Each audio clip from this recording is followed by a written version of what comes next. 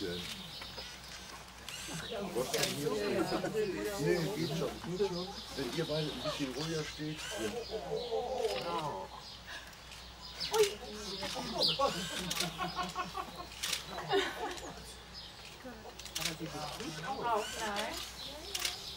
So tempi halt. Komm vor. Die steht jetzt oben, die Kleine, ja. Schön. Aber die verputzen das ganz schön schnell, ne? Dann haben wir auch noch Die Lücke kann das ganz gut. Ich habe schon gehört, du hast was von Transportkorb. Ich werde dir gleich helfen.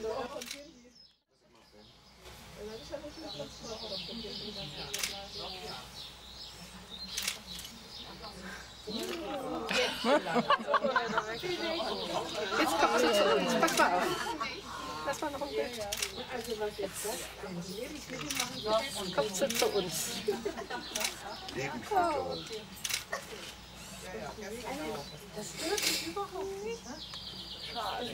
Ist die Chance? Ja, die denkt langweilig auf Filmen. Die habe ich gestern schon gesehen. immer kommt eine Wiederholung, ne? Sammy Lein hat ja so schön geschrieben, immer die Geschichten gesehen. Er muss uns hier vor die Scheibe stellen.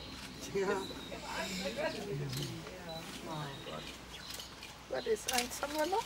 1, 2. Also, Ja, mal warten. Das ist aber nicht Kommt sie fein. doch noch mal da. das war jetzt aber nicht mehr.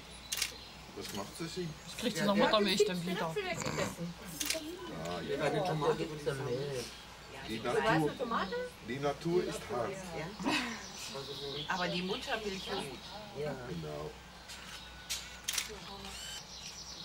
Die Anori isst eigentlich nichts.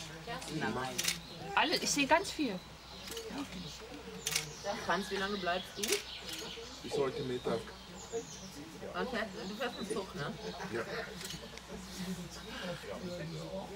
Aber wenn du noch nach Zug fährst, der Dr. Schüler hat mir gestern erzählt, in der Juno-Ausgabe, am 1. Juni kommt von der Deutschen Bundesbahn diese Zeit Illustrierte, die man in den Zügen liest. Da ist Titelbild Anori und ein großer Artikel über Anori. Das müssen wir irgendwie sehen, dass wir die organisieren.